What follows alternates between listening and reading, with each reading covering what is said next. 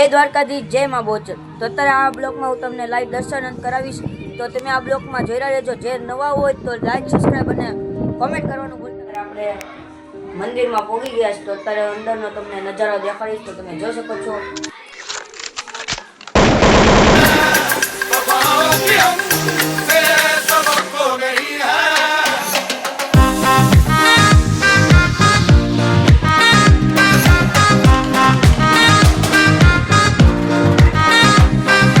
તો ટૂંક સમયમાં તે આરતીના આપણે દર્શન કરશું, તો બ્લોગમાં તમે જોઈ રહેજો।